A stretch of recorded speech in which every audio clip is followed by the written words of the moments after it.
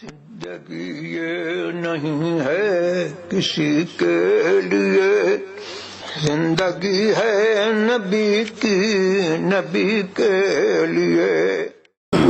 نحمده ونصلي ونسلم على رسوله الكريم، أما بعد، فقد قال الله تعالى في القرآن المجيد والفرقان الحميد: ألا إن أولياء الله لا خوف عليهم ولا هم يحزنون. وقال سيدنا رسول الله صلى الله تعالى عليه وسلم: إن من الناس مفاتيح لذكر الله الذين إذا ذكروا ذكر الله. صدق الله العظيم وصدق رسوله النبي الأمين المكين الكريم، ونحن على ذلك لمن الشاهدين والشاكرين، والحمد لله رب العالمين. مولاي صل وسلم دائما أبدا على حبيبك خير الخلق كلهم، هو الحبيب الذي ترجى شفاعته لكل هول من الأهوال مقتحم، فهو الذي تم معناه وصورته ثم اصطفاه حبيبا بارئ النسم، منزه عن شريك في محاسنه، فجوهر الحسن فيه غير منقسم، فاق النبيين في خلق وفي خلق، ولم يدانوه في علم ولا كرم. يا رب بالمصطفى بلغ مقاصدنا واغفر لنا ما مضى يا واسع الكرم. آئیے انتہائی عقیدت و احترام کے ساتھ اپنی اور ساری کائنات کے مرکز عقیدت حضور رحمت عالم جان عالم فخر بنی آدم سید الانبیاء والمرسلین ارواحنا فداہ جناب محمد الرسول اللہ صلی اللہ تعالی علیہ وسلم کی مقدس بارگاہ میں درود و سلام کا ہدیہ محبت پیش فرما لیں۔ اللہم صلی علی سیدنا شفیعنا حبیبنا مولانا محمد وبارک وسلم صلاة و سلاما علیکہ یا رسول اللہ صلی اللہ تعالی علیہ وسلم۔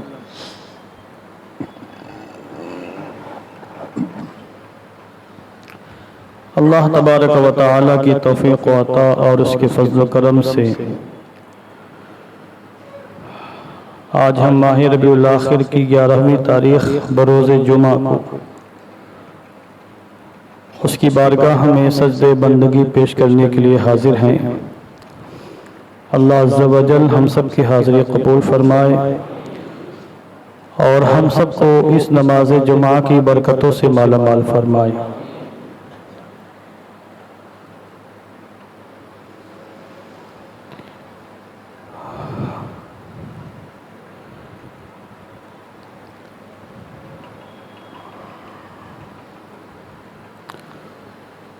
کل 11ویں شریف کے موقع پر اللہ عز و جل کے توفیق و عطا سے میں نے سیدی سرکار غوث اعظم رضی اللہ تبارک و تعالی عنہ کی تعلیمات خود انہی کی کتاب فتوح الغیب کی روشنی میں بیان کرنے کا شرف حاصل کیا، اور اس کتاب میں موجود 80 مقالات میں سے میں نے 2 مقالات پیش کیے، ان کا ترجمہ کیا اور ان کی مختصر تشریح کرنے کی کوشش کی۔ آج اس گفتگو میں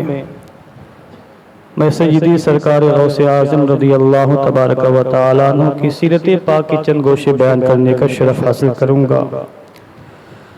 اور آپ بارہا سماعت کرتے رہتے ہیں جب بھی 11ویں شریف کا موقع آتا ہے مجالس غوثیہ میں یا خطابات جمعہ میں یا دیگر محافل میں ہمارے ائمہ، علماء، مشائخ، علماء کرام تفصیل کے ساتھ سیدی سرکار غوث اعظم کے حالات زندگی کو بیان کرتے ہیں، آپ کی عظمت و شان کو، آپ کے تصرفات و اختیارات کو بیان کرتے ہیں، آپ کی شان غوثیت کو بیان کرتے ہیں، شان ولایت کو بیان کرتے ہیں۔ سیدی سرکار غوث اعظم رضی اللہ تبارک و تعالیٰ عنہ کے خاندان کے حوالے سے میں نے چند باتیں عرض کرنی ہے، پھر اس کے بعد انشاءاللہ عز و جل آپ کی زندگی کے حالات میں چند باتیں میں اہم گوشے بیان کرنے کی کوشش کروں گا۔ واقعات بیان کرنا مقصد نہیں ہے، ان واقعات سے جو عبرتیں اور نصیحتیں ہمیں حاصل ہو رہی ہیں ان عبرتوں کو حاصل کرنا اور بیان کرنا مقصد ہے۔ واقعات تو آپ بارہا سنتے رہتے اور آئندہ بھی سماعت کرتے رہیں گے۔ اللہ والوں کے واقعات اور ان کے زندگی کے حالات اسی لیے بیان کیے جاتے ہیں کہ ہم ان سے کچھ نصیحتیں حاصل کریں، کچھ عبرتیں حاصل کریں، زندگی میں تبدیلیاں لانے کی کوشش کریں، اپنے حالات کو تبدیل کرنے کی کوشش کریں۔ آپ کے والد بزرگوار سیدنا سرکار ابو صالح موسیٰ جنگی دوست رضی اللہ تبارک و تعالیٰ عنہ ہیں، اور آپ کے والد محترمہ سیدتنا امۃ الجبار ام الخیر فاطمہ رضی اللہ تعالیٰ عنہ ہیں۔ سیدی سرکار غوث اعظم والد صاحب کی جانب سے حسنی سادات میں سے ہیں اور ماں کی جانب سے حسینی سادات میں سے ہیں، مگر آپ کے سلسلے میں آپ کی کئی نانیاں اور دادیاں ایسی بھی ہیں، نانیوں اور دادیوں کے لحاظ سے آپ علوی ہونے کے ساتھ ساتھ صدیقی بھی ہیں، فاروقی بھی ہیں اور عثمانی بھی ہیں، آپ سب کچھ ہیں۔ آپ حسنی ہیں، حسینی ہیں، صدیقی ہیں، فاروقی ہیں، عثمانی ہیں۔ پورے شجرے کو کھنگالنے کے بعد یہ ساری حقیقت آپ کے سامنے آئے گی۔ سیدی سرکار ابو صالح موسیٰ جنگی دوست اپنے زمانے کے کبار اولیاء میں شمار کیے جاتے ہیں، ایسے عظیم الشان اللہ کے بندے کہ جن کو من جانب اللہ یہ جنگی دوست کا لقب حاصل ہوا ہے۔ مفسرین کرام اور تاریخ لکھنے والے حضرات فرماتے ہیں کہ جنگی دوست کہنے کی ایک وجہ یہ بھی ہے کہ آپ کے اندر دشمنان دین سے جہاد کرنے کے بڑے جذبات موجود تھے اور جہاد کرنے کی بڑی لگن آپ کے اندر موجود تھی، اور جب بھی آپ کو موقع ملتا آپ جہاد باللسان فرماتے، جہاد بالید فرماتے اور جہاد بالنفس فرماتے، اس لیے آپ کو جنگی دوست کے نام سے جانا گیا ہے۔ اور ایک یہ کہ آپ نفس سے بہت زبردست مجاہدہ فرماتے تھے، مجاہدہ نفس فرمانے میں یکدائے روزگار تھے، اس لیے آپ کو جنگی دوست کہا گیا۔ ایک مرتبہ آپ نے یہ عہد کر لیا کہ آج سے میں نہ کھانا کھاؤں گا نہ پانی پیوں گا، نہ کھانا کھاؤں گا نہ پانی پیوں گا، دنیا کی نعمتوں کو مکمل طریقے سے آپ نے ترک فرما دیا، حتیٰ کہ کھانا پینا بھی ترک فرما دیا۔ 1 سال کی مدت جو ہی گزر گئی، نہ آپ نے کھانا کھایا نہ آپ نے پانی پیا۔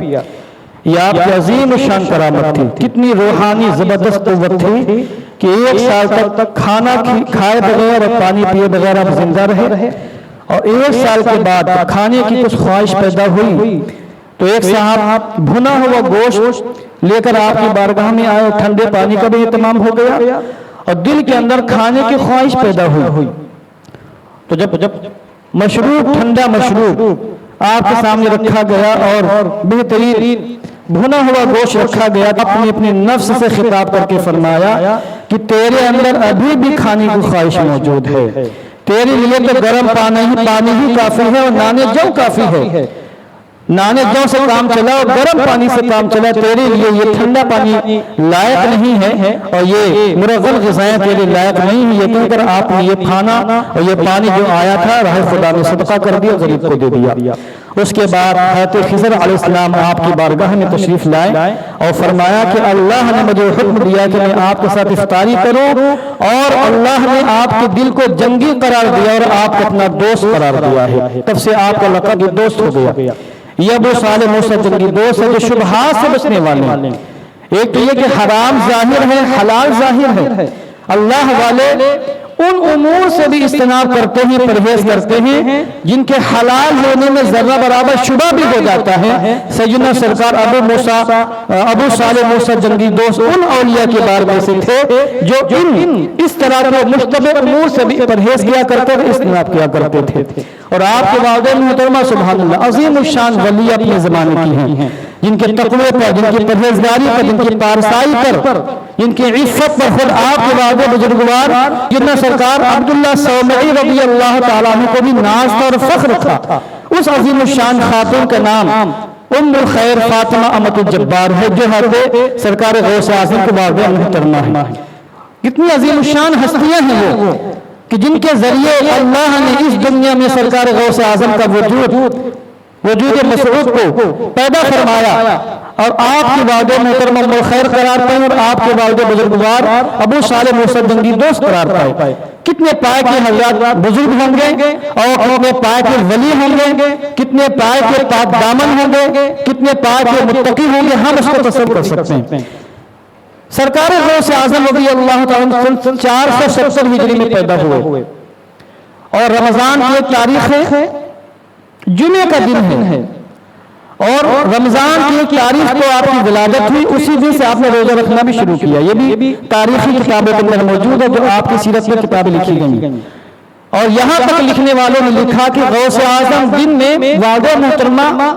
انتہا کوشش کے باوجود بھی، والدہ محترمہ کی انتہا کوشش کے باوجود بھی آپ دودھ نہیں پیتے تھے۔ سحری میں دودھ تناول فرماتے تھے، اس کے بعد افطاری میں آپ دودھ نوش فرماتے تھے، دن بھر آپ دودھ نہیں پیتے تھے۔ گھر والوں کا اندازہ ہوگا کہ یہ شہزادے روزے سے ہیں، حتیٰ کہ بعد میں اگلے سال جب 29 تاریخ کے چاند میں اختلاف ہوا، ابر آبلود تھا، موسم صاف نہ تھا، یہ ہوا کہ چاند 29 کا ہوا یا نہیں ہوا، تو لوگوں نے اپنی اپنی بیویوں کو آپ کی والدہ محترمہ کے پاس بھیجا اور کہا جا کے دیکھو کہ عبد القادر نے دودھ پیا ہے کہ نہیں پیا ہے۔ جب تفتیش کی تحقیق کی تو معلوم ہوا کہ عبد القادر نے دودھ پینا چھوڑ دیا ہے، اور بعد میں تفتیش کی گئی تو یہ بات ثابت ہوئی کہ والدہ 29 کا چاند ہو چکا تھا۔ یہ سرکار غوث اعظم کی عظمت و شان ہے کہ بچپن ہی سے روزے رکھ رہے ہیں، اور جب آپ بولنے کی عمر تک پہنچے اور بسم اللہ خوانی کا معاملہ سامنے ہے تو یہ واقعہ بھی آپ نے بارہا سنا ہوگا کہ آپ استاذ محترم کے سامنے پیش کیے گئے اور یہ کہا گیا کہ بیٹا پڑھو بسم اللہ، اور آپ نے بسم اللہ پڑھنے کے ساتھ ساتھ قرآن مقدس کی تلاوت شروع کر دی، انتہائی فصاحت و بلاغت کے ساتھ۔ بچے جو ہوتے ہیں عام طور سے چتلے ہوتے ہیں، زبان صاف نہیں ہوتی ہے، اور جیسے جیسے وہ آگے بڑھتے زبان صاف ہوتی چلی جاتی ہے، مگر سرکار غوث اعظم جب بولنا شروع کرتے تو بچپن ہی سے آپ کی زبان مکمل طریقے سے پاک و صاف تھی، اس میں کوئی لغمت نہیں تھی، کسی قسم کی کوئی تطلاہٹ نہیں تھی، اور آپ نے 18 پاروں کی تلاوت فرمائی، ایک دو پارے نہیں۔ استاد بھی حیرت زدہ ہو گئے، کہا کہ آپ نے یہ پارے کب یاد کر لیے؟ تو آپ نے فرمایا جب میں اپنی والدہ محترمہ کے پیٹ میں تھا، شکم میں تھا، چونکہ میری والدہ محترمہ 18 پاروں کی حافظہ ہیں، وہ مکمل ان 18 پاروں کی تلاوت کیا کرتی تھی، اور میں اپنے شکم مادر میں ان پاروں کی سماعت کرتا رہتا تھا، تو والدہ محترمہ کی زبان سے یہ تلاوت ہوتی تھی، اس کو سنتے سنتے میں نے ماں کے پیٹ ہی میں 18 پارے حفظ کر لیے ہیں۔ اب غور فرمائیں، یہ سرکار غوث اعظم کی شان اور یہ آپ کا مقام ہے۔ آج جدید سائنس بھی کہتی ہے، میڈیکل سائنس کے ماہرین بھی یہ بات کہتے ہیں کہ ماں جب عورت حاملہ ہو تو حمل کے ایام میں ماں کی جیسی سوچ ہوتی، جیسی فکر ہوتی، جیسے معمولات ہوتے ہیں، اور جس طرح کے الفاظ اس کی زبان سے جاری ہوتے ہیں،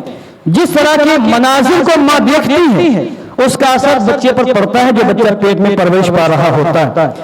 افسوس کا مقام آج ہر ماں باپ یہ چاہتے ہیں کہ ہماری یہاں نیک صالح متقی پرہیزگار اولاد پیدا ہو،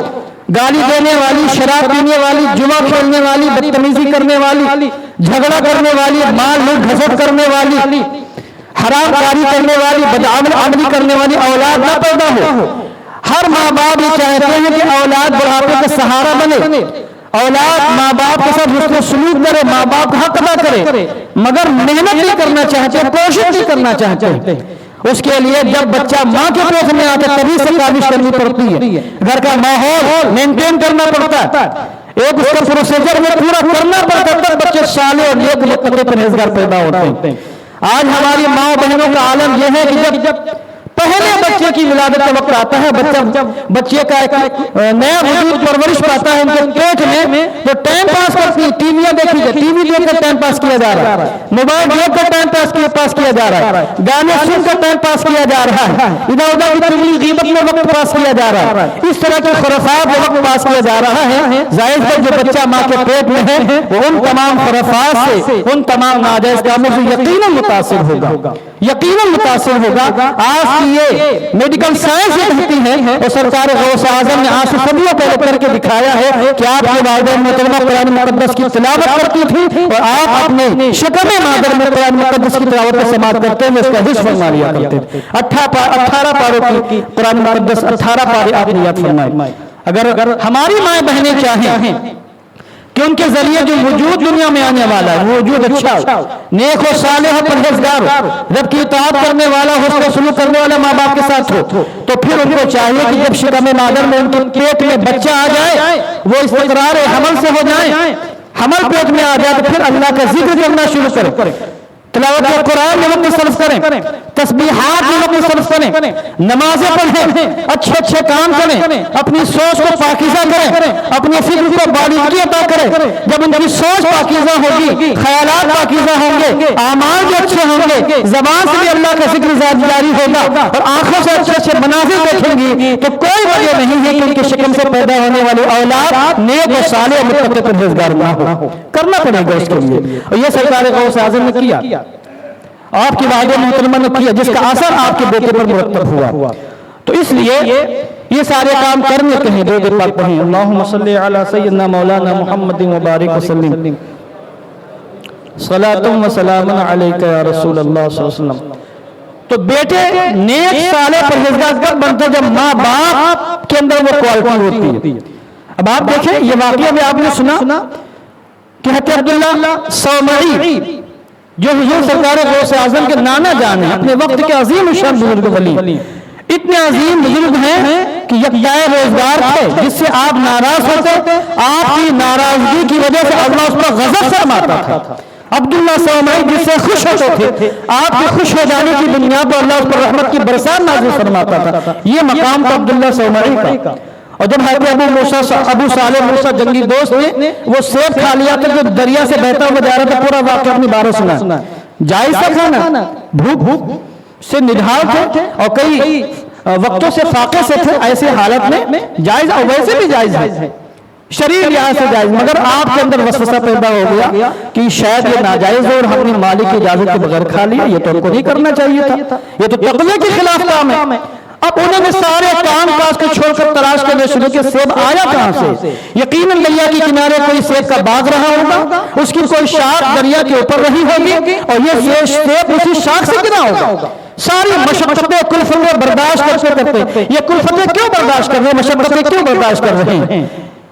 صرف اپنے دل کو تسلی دینے کے لیے کہ شاید ہم نے مالک کی اجازت کے بغیر اس کا سیب کھا لیا ہے، اور آج یہاں زمینیں ہڑپ ہوئی جا رہی ہیں، جائیدادیں ہڑپ ہوئی جا رہی ہیں، اور کوئی تسلی کا سامان نہیں کیا جا رہا ہے، کوئی معافی توافی نہیں کی جا رہی ہے، اس کے لیے ذرہ برابر مشقت برداشت نہیں کی جا رہی ہے۔ ایسے لوگ جو اس طرح کے خرافات میں مبتلا ہیں وہ اس لائق ہی نہیں ہے کہ خود کو سرکار غوث اعظم کا غلام کہیں، خود کو قادری فقیر کہیں۔ قادری فقیر حقیقت میں وہی ہے جو سرکار غوث اعظم کی تعلیمات پر عمل کرنے والا ہے اور آپ کے ابا جان کی عمل پر عمل کرنے والا ہے، تعلیمات پر عمل کرنے والا ہے۔ مشقتیں برداشت کر کے کئی دن رات کا سفر کرتے کرتے وہاں پہنچے اس مقام پر جہاں پہ وہ بات تھا، ملاقات کی عبداللہ صومعی سے۔ انہوں نے سر سے پیر تک دیکھا، کہا تقوی کا اتنا اونچا معیار، یقیناً یہ نوجوان کا کوئی معمولی نوجوان نہیں ہے۔ اسی وقت انہوں نے فیصلہ کر لیا اپنے دل میں کہ اس کو رکھنا ہے، اس کی پرورش کرنی ہے، اس کی تربیت کرنی ہے اور پھر اپنی بیٹی اس کو منسوخ کرنی ہے۔ وہ تھے اللہ والے کہ اپنی دامادی کے لیے، داماد رشتہ دامادی کے لیے ایسے لوگوں کو منتخب کرتے تھے، اور آج ان کا نام لینے والے جو بیٹیوں کی شادی کرنی ہوتی کیسے کیسے داماد منتخب کرتے ہیں۔ چہرہ دیکھ لیا، ہاں داڑھی صاف ہے، بہت خوبصورت ہے، بزنس ہے، کاروبار ہے، پیسے کے ریل ٹیل ہے، یہ تک نہیں دیکھتے کہ وہ نوجوان سنی بھی ہے کہ وہابی کی دیوبندی کی کیا ہے، کچھ نہیں دیکھتے۔ پیسہ پراپرٹی دے کر رات آتی ہے اور پھر ایسے شخص کو داماد منتخب کر لیتے۔ عبداللہ عبداللہ سومعی نے ابو صالح موسیٰ جنگی دوست کو جب سر سے پیر تک دیکھا تو دل میں فیصلہ کہ یہ اچھا بندہ ہے، اس کو اپنے پاس رکھنا۔ تو آپ نے کیا فرمایا، تمہیں 10 سال اس بات کی نگہبانی کرنی ہے۔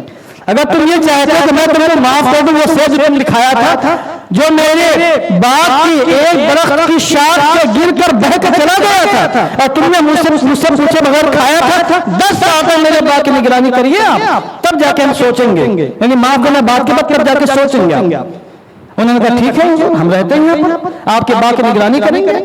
جب دل کے ایک وسوسے کو دور کرنے کے لیے اور ان کا تقوی کا جو معیار تھا اس معیار پر برقرار رکھنے کے لیے اور رب کی رضا کے لیے 10 سال کی مشقت کو برداشت کی۔ 10 سال گزر گئے اور پھر کہا 2 سال اور رہیے بھی، اس کے بعد دیکھا جائے گا۔ جب 2 سال مکمل ہو گئے، 12 سال گزارے ایک سیب کی معافی تلافی کے لیے۔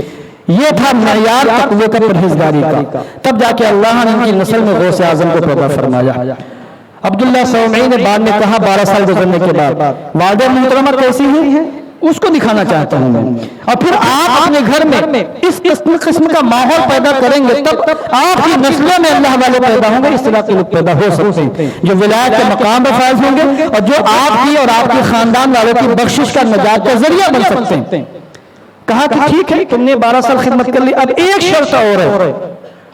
اس پر عمل کر لو تو تم کو معاف کر دیا جائے گا۔ حضرت ابو صالح نے کہا حضرت فرمائیے کہ بیٹا ایسا ہے کہ میری ایک بیٹی ہے، لنگڑی لولی ہے، دیکھ نہیں سکتی ہے، ہاتھوں سے کچھ کام نہیں کر سکتی ہے، ہاتھ سے لولی ہے، پیروں سے لنگڑی ہے، زبان سے گونگی ہے، کانوں سے بہری ہے، میں اس بیٹی کو تمہارا نکاح نہیں دینا چاہتا ہوں، اسے قبول کر لو، تمہاری ساری جو غلطیاں معاف کر دوں گا میں،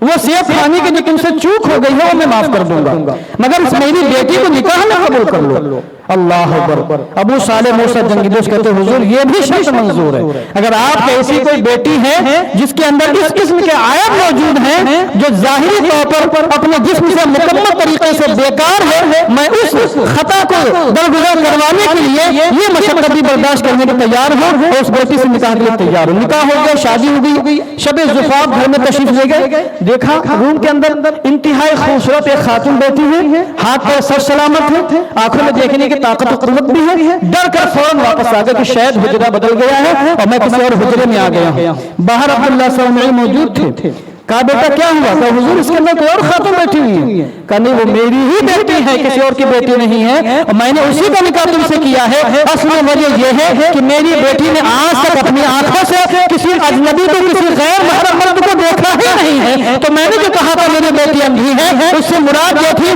کہ میری بیٹی غیر محرم اجنبی انسان کو دیکھنے سے اندھی ہے۔ میری بیٹی نے کانوں سے کبھی خلاف شرع کوئی بات سنی نہیں ہے، میں نے جو کہا تھا کہ میری بیٹی بہری ہے، اس سے مراد یہ تھی کہ میری بیٹی غلط کام سننے سے بہری ہے۔ میں نے جو کہا تھا کہ میری بیٹی ہاتھوں سے لولی ہے، اور اس سے مراد یہ تھی کہ میری بیٹی نے ہاتھوں سے آج تک کوئی خلاف شرع کام کیا ہی نہیں ہے۔ میں نے جو کہا تھا میری بیٹی پیروں سے لنگڑی ہے، اس سے مجھے مراد یہ ہے میری بیٹی کے قدم آج تک گھر کی دہلیز سے باہر نکلے ہی نہیں، یہ میری مراد تھی۔ اس درجے کی متقی پرہیزگاری ہے سیدتنا فاطمہ امۃ الجبار ام الخیر جن کا لقب ہے۔ اس طرح کے مرد و زن کے جب ملاپ ہوتا ہے تو اللہ اپنے نیک بندوں کو پیدا فرماتا ہے۔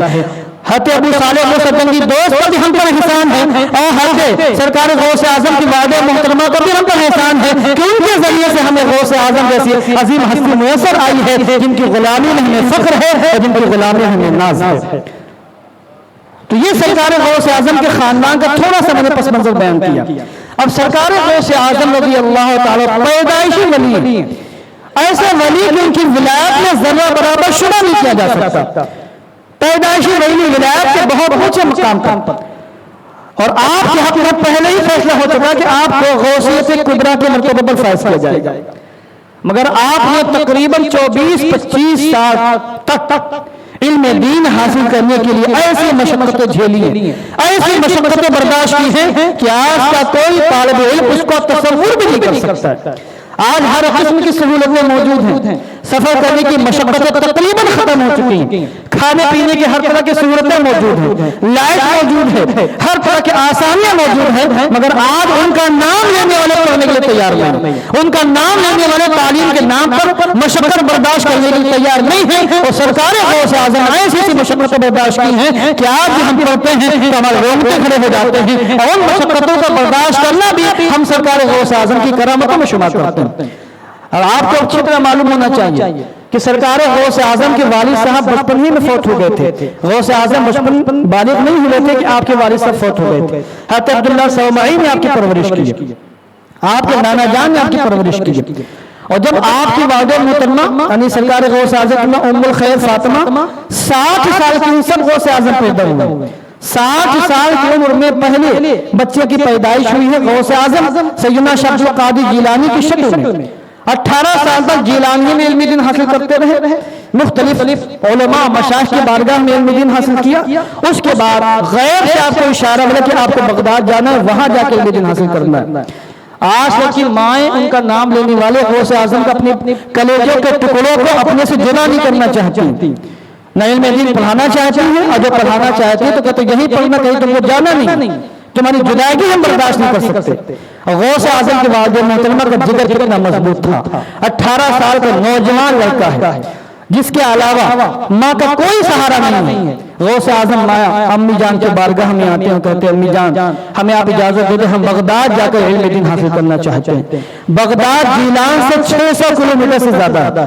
600 کلومیٹر اس زمانے کی پرخطر وادیاں، پرخطر راستے، ڈاکوؤں کا خوف، جنگلی درندوں کا خوف، قافلے نہ جانے کہاں سے ہو کر گزرتے تھے، گھوڑوں پر خچروں پر سفر ہوا کرتے تھے، سفر کی کیسے صعوبتیں ہوں گی، کیسے مشقتیں ہوں گی، آپ اس کا اندازہ اچھی طرح لگا سکتے ہیں۔ غوث اعظم کے والدہ محترمہ سے پرمیشن لے کے اجازت لیتے ہیں تو والدہ محترمہ نے اپنے بیٹے کا ایک جذبہ دیکھا کہ میرا بیٹا علم حاصل کرنا چاہتا ہے اور علوم و فنون کی معراج حاصل کرنا چاہتا ہے، تو والدہ محترمہ نے منع نہیں کیا بل ایک نصیحت کر دی۔ آج ہمارے نصیحت کرنے کا ماحول مکمل ختم ہو گیا۔ ماں باپ یہ تو کہتے بیٹا اچھے کپڑے پہنو، بیٹا غسل کر لو، گندے مت رہو، تمہارے بدن سے بدبو آ رہی ہے۔ صبح اٹھتے ہی ماں باپ تلقین کرتے بیٹا جا کے برش کر لو، منہ سے بدبو آ رہی، دانت صاف کرنے کی مکمل طریقے سے تلقین کی جا رہی، کپڑے لباس کرنے کی تلقین کی جا رہی، ٹائم پر کھانا کھانے کی تلقین ہو رہی، وقت پر اسکول جانے کی نصیحت ہو رہی،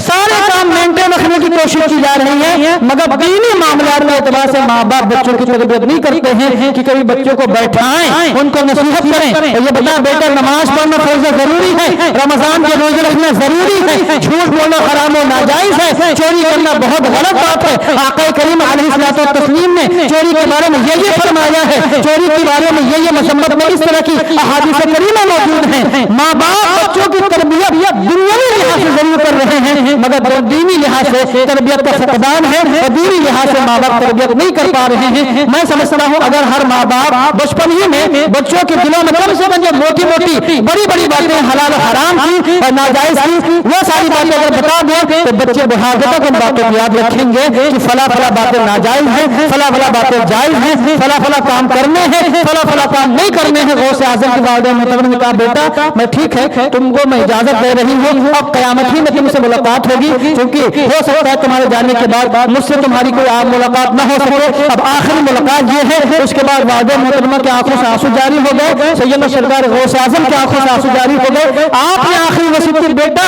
جیسے بھی کچھ حالات ہوں کبھی بھی خلاف شرع کام نہ کرنا، بالخصوص کبھی بھی زبان سے جھوٹ مت بولنا، یہ آپ نے وصیت فرمائی۔ ہم کیا وصیت کرتے ہیں کہ ہماری اولاد سفر پہ جاتے ہمیں بھی وصیت کرنی چاہیے، دیگر جو وصیت کرتے ہیں اچھی چیز وصیت کریں آپ، مگر حلال و حرام کے حوالے سے جو اسلامی تعلیمات ہیں ان کے حوالے سے بھی ہمیں اپنے بچوں کو باضابطہ وصیت کرنی چاہیے، نصیحت کرنی چاہیے، بتانا چاہیے۔ اس کا نتیجہ کیا ہوا؟ غوث اعظم چلے وہاں سے، قافلہ راستے میں پہنچا، ڈاکوؤں نے قافلہ لوٹ لیا۔ احمد بدوی نام کا جو ڈاکوؤں کا سردار، 60 ڈاکوؤں کا سردار احمد بدوی، انتہائی ظالم جابر، انتہائی توانا طاقتور۔ اس کے بعد پورا واقعہ آپ کے سامنے ہے۔ احمد بدوی کے پاس جب سرکار غوث اعظم کو پیش کیا گیا اور یہ بتایا گیا کہ اے میرے سردار، یہ نوجوان لڑکا ہے، یہ دعویٰ کر رہا ہے کہ اس کے پاس 40 اشرفیاں سونے کے سکے موجود ہیں۔ احمد بدوی نے کہا کہ نوجوان کہاں یہ سکے تمہارے پاس موجود ہے، وہ نظر تو نہیں آ رہے ہیں۔ غوث اعظم کا میری گدڑی کے بغل میں سلے ہوئے ہیں، میری والدہ محترمہ میں سلے ہیں، وہ سمجھا کہ مذاق کر رہا ہے۔ احمد بدوی نے ان کی گدڑی کروائی اور اپنے ہاتھوں سے گدڑی کو پھاڑا تو اس کی آنکھیں پھٹی کی پھٹی رہ گئی کہ 40 سونے کے سکے موجود تھے۔ کہا نوجوان اگر تم نہیں بتاتے تو خدا کی قسم کبھی بھی ہم اس سکوں تک رسائی نہیں حاصل کر سکتے تھے۔ اب یہ بتاؤ تم نے ہم سے بتا کر دیا جبکہ تمہیں پتا کہ ہم لوگ ڈاکو ہیں، مال لوٹ لیا کرتے ہیں۔ غوث اعظم نے فرمایا ہم نے اپنی ماں سے سچا عہد کیا تھا کہ کبھی بھی کسی بھی حالت میں جھوٹ نہیں بولیں گے، تو ان 40 اشرفیوں کی کیا اوقات کہ ان کے لیے ہم والدہ محترمہ سے کیے ہوئے وعدے کو چھوڑ دیتے اور وعدے کی مخالفت کرتے اور تم سے ہم جھوٹ بولتے۔ اللہ اکبر۔ غوث اعظم کی زبان سے جو حق و صداقت کے جملے نکلے، یہ حق و صداقت کی تیر بن کر احمد بدوی کے سینے میں پیوست ہو گئے۔ احمد بدوی کی آنکھوں سے آنسو جاری ہو گئے، زار قطار رونے لگا۔ کہا اللہ اکبر، 18 سال کا نوجوان ہے، اپنے ماں سے کیے گئے وعدے کی پاسداری کا اتنا لحاظ ہے کہ پتا ہے کہ ہم ڈاکو ہیں، پتا ہے کہ سامان لوٹ لیتے ہیں، پھر بھی اس نے ہمیں بتا دیا ہے اور ہم کیسے ظالم مسلمان ہیں کہ ہم اللہ پر ایمان بھی رکھتے ہیں، اللہ سے کیے وعدے کی پاسداری کا ہمیں کوئی لحاظ نہیں۔ دہاڑے مار مار کو روتا ہے۔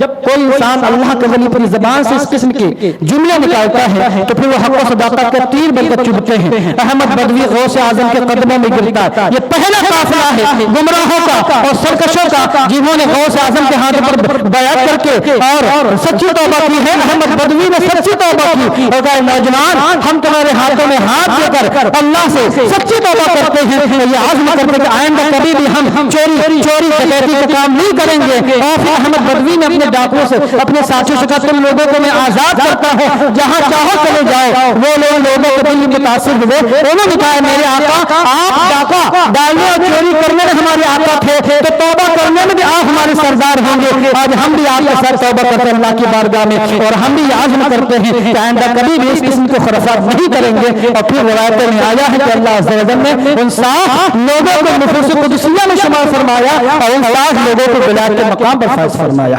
تو یہ غوث اعظم کی زندگی کی چند حالات میں نے بیان کی، صرف آپ کے ضمیر کو خود اپنے ضمیر کو جھنجھوڑنے کے لیے کہ غوث اعظم کی زندگی کے گوشے گوشے میں کیسی کیسی عبرتیں موجود ہیں، کیسی کیسی نصیحتیں موجود ہیں۔ اگر ہم سچے واقعی سرکار غوث اعظم کے غلام ہیں، قادری فقیر ہیں، تو پھر ہمیں سرکار غوث اعظم کی زندگی کو سامنے رکھ کر زندگی گزارنی چاہیے اور ہر قسم کے خرافات سے دور رہ کر ہماری جو شرعی اور اخلاقی دینی ذمہ داری ہے اس ذمہ داری کو نبھانے کی مکمل کوشش کرنی چاہیے۔ وآخر دعوانا ان الحمد للہ رب العالمین۔